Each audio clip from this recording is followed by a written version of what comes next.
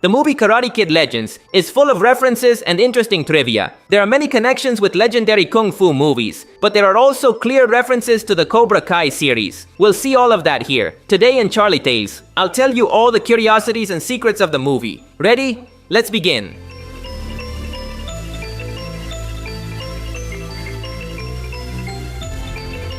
The post-credits scene surprised us with the cameo of Johnny Lawrence, the legendary sensei of Cobra Kai. This scene establishes a clear connection with the Cobra Kai series. Let's remember that officially, Karate Kid Legends takes place 3 years after the end of the series. In the last episode, Daniel and Johnny remain great friends and share students from their dojos. This friendship is reflected in the post-credits scene. When Daniel went to New York, he surely left Johnny taking care of Miyagi's house. Li Fong teaches Victor a very powerful fighting technique. This is the 1-inch punch, and it allows you to knock down an opponent by throwing a punch from a very short distance. The technique belonged to the legendary Bruce Lee, a world icon of Kung Fu. Bruce Lee demonstrated the functionality of this technique in exhibitions, proving that it does work in real life. The 1-inch punch has been referenced in dozens of movies over the years.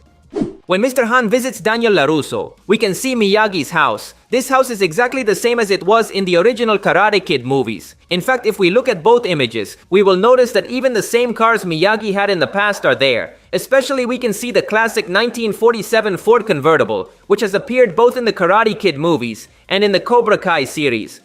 In Daniel's house, we can see a photo of Miyagi, and below it we will notice a hand drum. This is the same drum that Miyagi used in Karate Kid 2 to teach Daniel a lesson. The drum technique helped him defeat Chosen. In the post-credits scene, we see Johnny Lawrence drinking from a very particular bottle. This is the same brand of beer he drinks in Cobra Kai. The bottle is identical. The biggest Cobra Kai fans surely noticed it instantly. This detail totally reconfirms the connection between the series and this movie.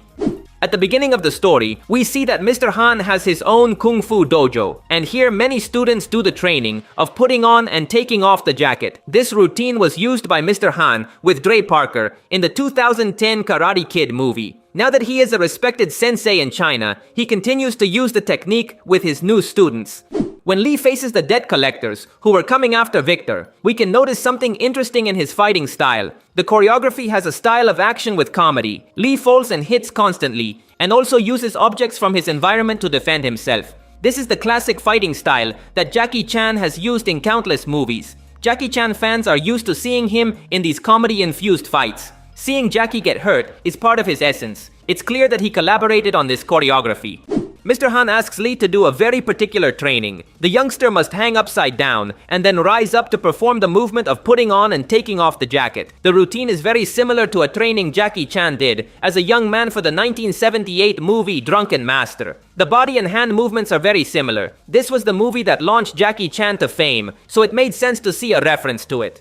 When Lee trains Victor, he teaches him a very particular stance called the horse stance. This requires great resistance and balance. This technique has appeared in many classic martial arts movies, but we also saw it in Drunken Master. Here we have a young Jackie Chan being punished by his master using this stance. But Jackie had it harder because he had to hold the stance while balancing ceramic plates. And they even placed a stake below him, so he couldn't crouch down.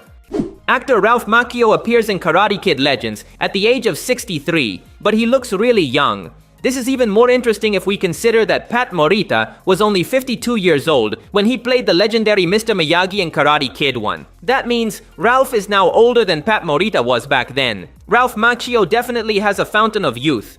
Connor Day is presented as the big rival of the movie. He stands out for his arrogant attitude, his ponytail hairstyle, and his great fighting style specialized in kicks. Basically, he looks like a young version of Terry Silver, the legendary villain from Karate Kid 3. The appearance and attitude of both are similar, and of course they share that unique talent for kicks.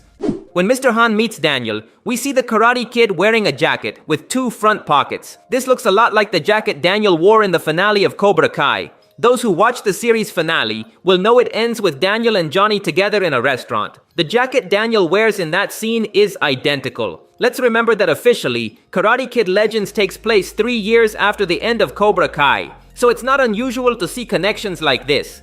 During the San Genaro festival, Lee gets a terrible surprise when he sees Connor and Mia acting quite affectionate. This is a clear reference to Karate Kid 1. I mean the classic scene where Daniel discovers Johnny kissing Ali, and this breaks his heart. Of course, in both cases, it all turned out to be a misunderstanding. Ali never wanted to stay with Johnny. He forced her. And in Mia's case, in the end, she rejected Connor's invitation. At the beginning of the movie, Lee's mom gives Mr. Han a cap as a gift. This seems to be a reference to the 2010 Karate Kid. In that movie, Mr. Han liked to wear a cap, and that was a fundamental part of his character's style. Apparently, he still likes it. To connect with the previous curiosity, when Mr. Han sneaks into Lee's house, we can see him wearing a cap to hide his identity. Once again, this reminds us of his appearance in the 2010 movie.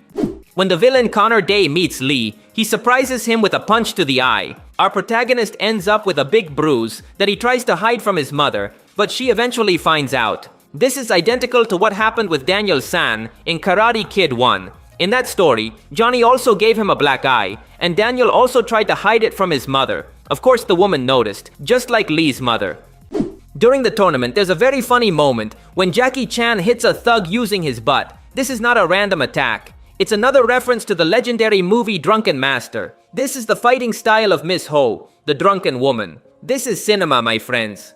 Li Feng is presented to us as a young Chinese man who arrives in New York to start a new life. He represents a minority within the city, but is bullied by someone from the locality. This formula has been used many times in the Karate Kid universe. Daniel LaRusso was a boy of Italian descent in an American neighborhood and was bullied by local blonde kids. It was the same with Dre Parker. He was an African-American kid in China, bullied by Chinese youths. Li Feng defeats his rival with a spinning kick that was taught to him by his brother. Once again, the main technique of the movie is a kick. In Karate Kid 1, Daniel defeated Johnny Lawrence with the crane kick, and in the Jaden Smith movie, Dre Parker used a flying kick. The plot of Li Feng giving Chinese lessons to Mia seems to be a reference to the 2010 Karate Kid movie. In that story, Dre Parker tried to learn Chinese from Mei Ying, who was his romantic interest. Unfortunately, he was interrupted by Chung's bullying. On the other hand, Lee did manage to teach Mia many words, and she even ended up speaking complete sentences. That's all for today. If you liked the video, you'd really help me out by leaving a like. That would be legendary. Also, remember to subscribe to see more videos like this. Thanks for listening. My name is Charlie, and I'll see you in the future.